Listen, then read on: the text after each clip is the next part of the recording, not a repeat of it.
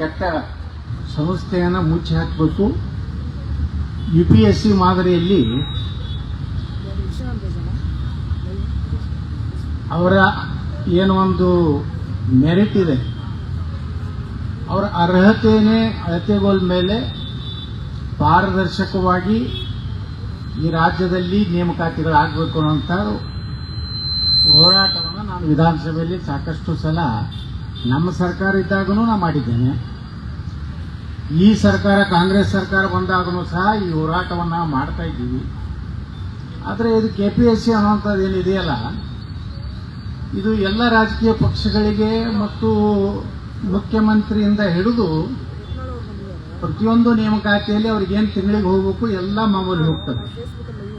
KPSC chairman ಆಗಬೇಕಾದ್ರೆ ಕೋಟಿ ಕೋಟಿ ಹಣ ಕೊಡಬೇಕು, KPSC ಮೆಂಬರ್ ಆಗಬೇಕಾದ್ರೆ ಕೋಟಿ ಕೋಟಿ ಹಣ ಕೊಡಬೇಕು, ಅದು ಮತ್ತು ಜಾತಿ ಬೇಕು. ಆ ಮೆಂಬರ್ಗಳು ಆದವರು ತಮ್ಮ ಜಾತಿನೂ ಸಹ ಅಭ್ಯರ್ಥಿಗಳಿದ್ರು ಹಣ ತಿಂತಾರೆ. ಅವರು ಬಹಳ ನೇರವಾಗಿ ಹೇಳ್ತಾರೆ, ನಾವೆಲ್ಲ ದುಡ್ಡು ಕೊಟ್ಟು ಬಂದಿದ್ದೀವಿ, ಮುಖ್ಯಮಂತ್ರಿ ಕೊಟ್ಟಿದ್ದೀವಿ, ಅಪಾಯಿಂಟ್ಮೆಂಟ್ ಆಗಬೇಕಾದ್ರೆ. ಈ ರೀತಿ ಒಂದು ಪರಿಸ್ಥಿತಿ ಎಲ್ಲಾ ರಾಜಕೀಯ ಪಕ್ಷಗಳ ಅಧಿಕಾರನಾಗಿದ್ದಾಗೂ ನಡೆದಿದೆ. ಏನೋ ಒಂದೇ ಒಂದು ಸರ್ಕಾರದ ಒಂದು ವ್ಯವಸ್ಥೆ ಅಲ್ಲ. ಇವತ್ತು UPSCಯಲ್ಲಿ ಎಷ್ಟು ಪಾರದರ್ಶಕವಾಗಿ ನಡಿಬೇಕಾದಂಥದ್ದು ಇವತ್ತು KPSCಯಲ್ಲಿ ಬ್ರಹ್ಮಾಂಡ ಭ್ರಷ್ಟಾಚಾರ. ನಮ್ಮ ಯುವ ನಿರುದ್ಯೋಗಿ ಯುವಕರ ಸಂಘದವರು ಒಂದು ಪಶು ವೈದ್ಯಕೀಯ ಆಸ್ಪತ್ರೆಗೆ ಒಬ್ಬ ಡಾಕ್ಟರ್ಗೆ 80 ಲಕ್ಷ, ಈ ರಾಜ್ಯದಲ್ಲಿ 4,80,000 ನನಗೆ ಸರ್ಕಾರ ಕೊಟ್ಟಂತಹ ಮಾಹಿತಿ ಪ್ರಕಾರ 4,80,000 ಹುದ್ದೆಗಳು ಖಾಲಿದೆ. 4,80,000 ಹುದ್ದೆಗಳಿಗೆ ಇದೆಲ್ಲ ರೇಟ್ ಇಷ್ಟು ಫಿಕ್ಸ್ ಆದರೆ ಎಷ್ಟು 1,000 ಕೋಟಿ ರೂಪಾಯಿ ಹಗರಣ ಈ ರಾಜ್ಯದಲ್ಲಿ ಆಗ್ತದೆ. ಆದರೆ ಯಾರು ಅದು ಗಂಭೀರವಾಗಿ ತಗೋದಿಲ್ಲ. ವಿರೋಧ ಪಕ್ಷಗಳು ಸಹಿತ ಕೇವಲ ಕಾಟಾಚಾರಕ್ಕೆ ಒಂದು ದಿವಸದ ಧರಣಿ ಮಾಡಿ ಈ ರೀತಿ ಒಂದು KPSCಯನ್ನು ಯಾರು ಅದರ ಅಧ್ಯಕ್ಷರಲ್ಲ, ಈಗ ಚೇರ್ಮನ್ ಏನು ಸಸ್ಪೆಂಡ್ ಆದ್ರೆ ಮೊನ್ನೆ ಆ ನೇಮಕಾತಿ ಮಾಡಿ ಬಂದು ಹೋರಾಟ ಮಾಡ್ತಾರೆ. ಇದು ಬಹಳ ಆಶ್ಚರ್ಯ ನನಗನ್ಸೋದು. ನಾ ಹೇಳಿದ್ದೇನಲ್ಲ, ನಮ್ಮ KPSC ಚೇರ್ಮನ್ ಮನೆಯಾಗ ಗಾಂಧಿ ಮುತ್ಯಂದು ಫೋಟೋ ಇಲ್ಲ, ಪ್ರಧಾನಮಂತ್ರಿಗಳದ್ದು ಫೋಟೋ ಇಲ್ಲ, ಮುಖ್ಯಮಂತ್ರಿದಿಲ್ಲ. ಅಲ್ಲಿ ಇರುವುದು ಅಪ್ಪ ಮಗನ ಫೋಟೋ. ಅಂದರೆ ಎಷ್ಟು ಆ ಭ್ರಷ್ಟಾಚಾರ ಆದರೂ ಸಹಿತ ಇವತ್ತು ನಮ್ಮ ನಿರುದ್ಯೋಗ ಯುವಕರಿಗೆ 80 ಲಕ್ಷ ಕೊಟ್ಟು, 1 ಕೋಟಿ ಕೊಟ್ಟು, 2 ಕೋಟಿ ಕೊಟ್ಟು ಅಸಿಸ್ಟೆಂಟ್ ಕಮಿಷನರ್ ಆಗಬೇಕು, DSP ಆಗಬೇಕು. ಅವರು ತಮಗೆ ಹೆಂಗೆ ಬೇಕು ಹಂಗೆ ಮಾರ್ಕಸ್ಗಳನ್ನು ಹಾಕೊಂಡು ಎಷ್ಟೋ ಮೆರಿಟ್ ವಿದ್ಯಾರ್ಥಿಗಳು ಇವತ್ತು ನೌಕರಿ ಇಲ್ಲಾರ್ದೇ ಮತ್ತೆ ನಿರುದ್ಯೋಗ ಸಮಸ್ಯೆ ರಾಜ್ಯದಲ್ಲಿ ನಾವು ನೋಡ್ತಾ ಇದ್ದೀವಿ. ಮೊನ್ನೆ ಒಬ್ಬ KPSC ಚೇರ್ಮನ್ ವಾರ್ಷಿಕ ಆದಾಯ ಕೇವಲ 40,000 ರೂಪಾಯಿ ಅಂತ ಹೇಳಿ ತಹಸೀಲ್ದಾರ್ನಿಂದ ಒಂದು ಆದಾಯ ಪತ್ರಿಕೆಯನ್ನು ತಗೋತಾನೆ, ದಾಖಲೆಯನ್ನು ತಗೊಂಡು ತಾನೇ KPSC ಚೇರ್ಮನ್ ತನ್ನ 2 ಹೆಣ್ಮಕ್ಕಳನ್ನ ನೇಮಕಾತಿ 3rd Bಯಲ್ಲಿ ಮಾಡ್ಕೋತಾನೆ. ಒಬ್ಬ KPSC ಚೇರ್ಮನ್ ಒಂದು ತಿಂಗಳದ ಭತ್ತೆಯನ್ನು ಸೇರಿದ್ರೆ ಸುಮಾರು 2.5 ಲಕ್ಷ ರೂಪಾಯಿ ಇದೆ. ಈ ರೀತಿ ಒಬ್ಬ KPSC ಚೇರ್ಮನ್ನೇ ಇಂಥ ವ್ಯವಹಾರ ಮಾಡಿದಾಗ ಅಲ್ಲಿ ಪ್ರಶ್ನೆ ಮಾಡದಾಗ ಇರುವುದ ಸಂದರ್ಭದಲ್ಲಿ ನಾನು ಇವತ್ತು ಹೈಕೋರ್ಟಿಗೆ ಒಂದು ಮನವಿಯನ್ನು ಹಾಕಿದ್ದೇನೆ. ಇವತ್ತಾಗಬೇಕಾಗಿತ್ತು. ಇವತ್ತು ಮೊನ್ನೆ ನ್ಯಾಯಾಲಯದಲ್ಲಿ ಸಹ ಸುದೀರ್ಘವಾಗಿ ಚರ್ಚೆಯಾಗಿದೆ. ಗೌರವಾನ್ವಿತ ನ್ಯಾಯಮೂರ್ತಿಗಳು ಸಹ ಆಶ್ಚರ್ಯ ವ್ಯಕ್ತಪಡಿಸಿದ್ದಾರೆ. ಒಬ್ಬ KPSC ಚೇರ್ಮನ್ನ ಸರ್ಕಾರದ ವರಮಾನ ಎಷ್ಟಿದೆ, ವಾರ್ಷಿಕ ವರಮಾನ ಆ ಕುಟುಂಬದ ಅಂದ್ರೆ 40,000 ಹೇಗೂ ತಗೊಂಡು ಸರ್ಟಿಫಿಕೇಟ್ ಅನ್ನುವಂಥದ್ದು ಸಹ ಇದು ಬಹಳ ಬಹಿರಂಗವಾಗಿ ಭ್ರಷ್ಟಾಚಾರ. ಮತ್ತು ಅವ್ರಿಗೆ ಈಗ ಯಾರಿಗೂ ಬೆಲೆನೇ ಇಲ್ಲ. ಯಾರು ಹೇಳ್ತಾರೆ ಎಲ್ಲರಿಗೂ ದುಡ್ಡು ಕೊಡ್ತೀವಿ, ಎಲ್ಲರಿಗೂ ಪಾಲಿದೆ ಅನ್ನೋಂಥ ದಿಮಾಕಿನಿಂದ ಮಾತಾಡ್ತಾರೆ. ಇಷ್ಟಾದರೂ ಈ ಸರ್ಕಾರ 80 ಲಕ್ಷ ರೂಪಾಯಿದ್ದು ಸಾಕಷ್ಟು ವಿಡಿಯೋಗಳು, ಆಡಿಯೋಗಳು ಎಲ್ಲಾನು ಬಂದರೂ ಸಹಿತ ಅದನ್ನು CBI ಕೊಡದೆ ಅಂತ ಒತ್ತಾಯ ಮಾಡೋದು ಸಹಿತ ಸರ್ಕಾರಕ್ಕೆ ಅದರ ಒಂದು ಒಂದು ಸೀರಿಯಸ್ನೆಸ್ಸೇ ಇಲ್ಲ. ಅದಕ್ಕೇ ನಾವು ಹೈಕೋರ್ಟ್ಗೆ ಹೋಗಿದ್ದೀವಿ. ನಾನು ಅದರಲ್ಲಿ ನಾನು ಮತ್ತು ವಿದ್ಯಾರ್ಥಿ ಸಂಘದವರು ಇಬ್ಬರೂ ಸೇರಿ ಹೈಕೋರ್ಟ್ನ ಮೊರೆ ಹೋಗಿದ್ದೀವಿ. ನಡೀತಾ ಇದೆ ಕೋರ್ಟ್ನಲ್ಲಿ. ಬಹುಶಃ ಇವತ್ತು ನಡಿಬೇಕಾಗಿತ್ತು. ಏನೋ ಬಹುಶಃ ಸರ್ಕಾರ ತಮ್ಮ ಒಂದು ಅವಧಿ ಇನ್ನೊಂದು ನಮಗೆ ಅವಕಾಶ ಕೊಡ್ರಿ ಅಂತ ಹೇಳಿ ತಳ್ಳುವಂಥ ಒಂದು ವ್ಯವಸ್ಥಿತವಾಗಿ ಪಿತೂರಿಯನ್ನು ರಾಜ್ಯ ಸರ್ಕಾರ ಮಾಡ್ತಾ ಇದೆ.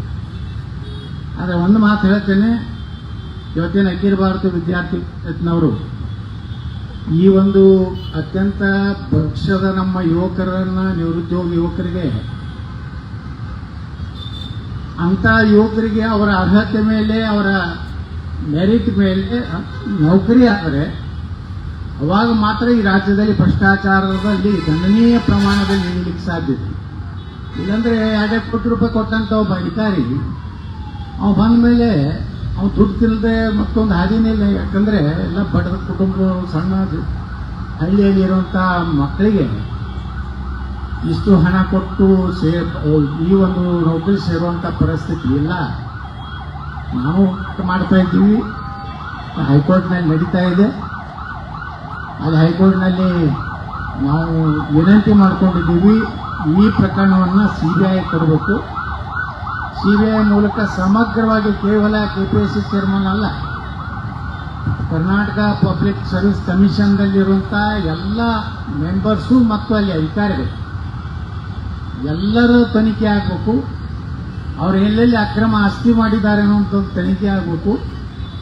ಅವೆಲ್ಲ ಹಾಕೊಂಡು ಸರ್ಕಾರ ಕೆಪಿಎಸ್ಸಿಯನ್ನು ವಿಸರ್ಜಿಸಿ ಯುಪಿಎಸ್ಸಿ ಮಾಡೆಲ್ ಅನ್ನು ಮಾಡಿಕೊಂಡು ಈ ರಾಜ್ಯದಲ್ಲಿರುವಂಥ ಕಟ್ಟಕಡೆಯ ಮನುಷ್ಯ, ಬಡವ ಅಂತ ನಿರುದ್ಯೋಗಿಗೆ ನೇಮಕಾತಿ ಅವಕಾಶ ಸಿಕ್ಕಾಗ ಮಾತ್ರ ಕರ್ನಾಟಕದಲ್ಲಿ ಭ್ರಷ್ಟಾಚಾರ ಬಗ್ಗೆ ಮಾತಾಡುವ ನೈತಿಕ ಹಕ್ಕು ಈ ರಾಜಕಾರಣಿಗಳಿಗಿರ್ತದೆ, ಎಲ್ಲರಿಗಿರ್ತದೆ. ಇಂತಹ ಪರಿಸ್ಥಿತಿಯಲ್ಲಿ ತಾವೇನು ಇವತ್ತು ಹೋರಾಟ ಮಾಡ್ತಾ ಇದ್ದೀರಿ. ನಾವು ಒಂದು ಕಡೆ ಹೈಕೋರ್ಟ್ನಲ್ಲಿನೂ ಇದನ್ನ ಪ್ರಶ್ನೆ ಮಾಡಿದ್ದೀವಿ. ನಾಳೆ 13ನೇ ತಾರೀಕಿನಿಂದ ವಿಧಾನಸಭೆ ಪ್ರಾರಂಭ ಆಗ್ತದೆ. ಆ ವಿಧಾನಸಭೆ ಪ್ರಾರಂಭ ಆದಾಗ ಮತ್ತೆ ಕೆಪಿಎಸ್ಸಿ ಬಗ್ಗೆ ನಾವೆಲ್ಲ ಚರ್ಚೆ ಮಾಡ್ತೀವಿ. ಅವಾಗ ಯಾರ್ಯಾರು ವಿರೋಧ ಪಕ್ಷದವರು ಏನೇನು ಮಾತಾಡ್ತಾರೆ ನೋಡೋಣ. ಅವಾಗ ನಿಮಗೂ ಗೊತ್ತಾಗ್ತದೆ ಯಾರ್ಯಾರು ವಿರೋಧ ಪಕ್ಷದವರು ಎಷ್ಟು ಇದ್ರ ಮೇಲೆ ಸೀರಿಯಸ್ ಅದಾರ ಅನ್ನೋದು ಗೊತ್ತಾಗ್ತದೆ. ಮತ್ತು ಯಾರ್ಯಾರ ಕಾಲದಲ್ಲಿ ಈ ಕೆಪಿಎಸ್ಸಿ ಮೆಂಬರ್ಗಳು ಚೇರ್ಮನ್ ಅಪಾಯಿಂಟ್ಮೆಂಟ್ ಆಗ್ಯಾರ ಅನ್ನೋದನ್ನು ನಾನು ಅದು ವಿಧಾನಸಭೆಯಲ್ಲಿ ಹೇಳ್ತೇನೆ. ಇವರು ಇಂಥ ಕಾಲಕ್ಕೆ ಅಪಾಯಿಂಟ್ಮೆಂಟ್ ಆದರು, ಇವತ್ತಿಟ್ಟು ರೊಕ್ಕ ಚೆಲ್ಲಾಕತ್ತಾರಂದ್ರೆ ಇವ್ರಿಗೆ ಎಷ್ಟು ಕೊಟ್ಟಿರ್ಬೋದು ಅನ್ನೋಂಥದ್ದು ಒಂದು ಚರ್ಚೆ ಒಂದು ಓಪನ್ ಆಗಿಬಿಡಲಿ, ರಾಜ್ಯದ ಜನರಿಗೆ ಗೊತ್ತಾಗಲಿ. ಅಂದರೆ 4,80,000 ಹುದ್ದೆಗಳನ್ನು ತುಂಬಲಿಕ್ಕೂ ಸರ್ಕಾರ ತಯಾರಿಲ್ಲ. ಈ ಪರಿಸ್ಥಿತಿಯಲ್ಲಿ ಸರ್ಕಾರಕ್ಕೆ ಎಚ್ಚರಿಕೆ ಕೊಡುವುದನೆಂದರೆ, ಇದು ಒಂದು ಶಾಂತಯುತವಾದಂತಹ ಯುವಕರ ಹೋರಾಟ ಇದೆ.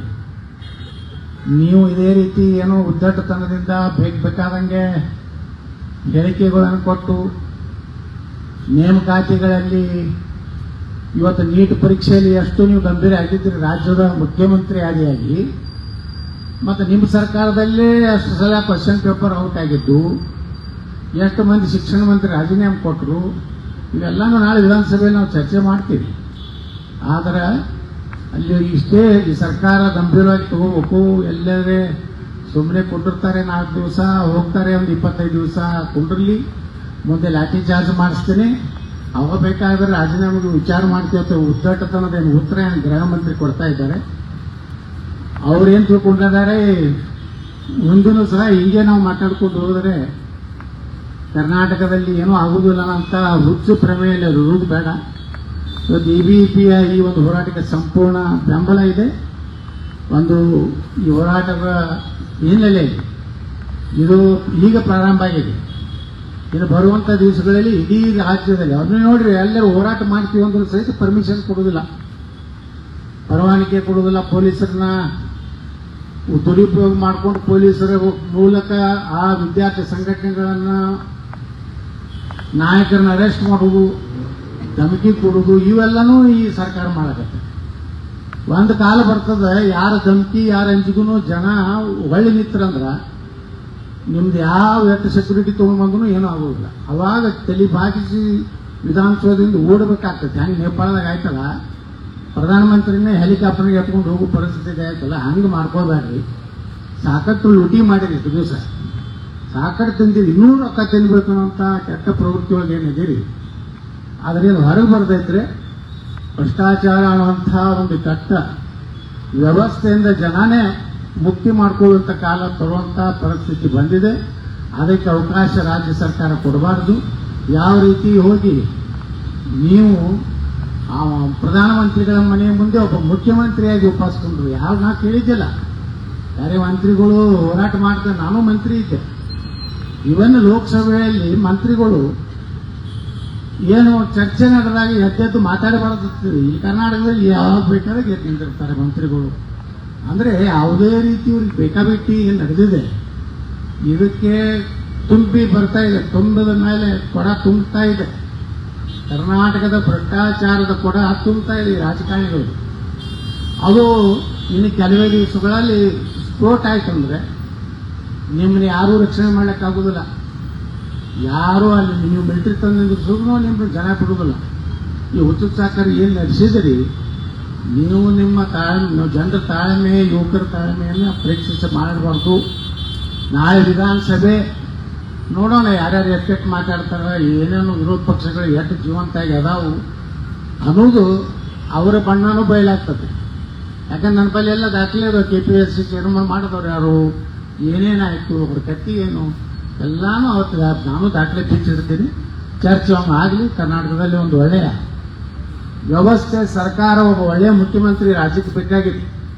ಈ ಹಗಲು ದರೋಡೆ ಮಾಡುವ ಮುಖ್ಯಮಂತ್ರಿಗಳು, ಈ ದರೋಡೆ ಮಾಡುವಂಥ ಮಂತ್ರಿಗಳು ಕೂಡ್ಕೊಂಡು ಇವತ್ತು ವ್ಯವಸ್ಥೆ ಪೂರ್ತಿ ಬಿಹಾರಕ್ಕಿಂತ ಏನು ಕಡಿಮೆ ಇಲ್ಲ ಭ್ರಷ್ಟಾಚಾರದಲ್ಲಿ ಕರ್ನಾಟಕ. ಇವತ್ತು ಆ ಪರಿಸ್ಥಿತಿಗೆ ಬರಬೇಕಾದ್ರೆ ಅದರ ಹಿನ್ನೆಲೆಯಲ್ಲಿ ನಮ್ಮ ಹೋರಾಟ, ನಿಮ್ಮ ಹೋರಾಟ ಇರಲಿ. ಒಂದು ಕಾಲ ಬಂತು ಅಂದ್ರೆ ಕೈ ಕೊಟ್ಟಿವಂದ್ರೆ ಈ ಸರ್ಕಾರ ಉರುಳಿ ಹೋಗುವವರೆಗೆ ಈ ಸರ್ಕಾರ ಈ ಒಂದು ಹೋರಾಟ ಮುಂದೆ ನಡೆಸಿರಿ.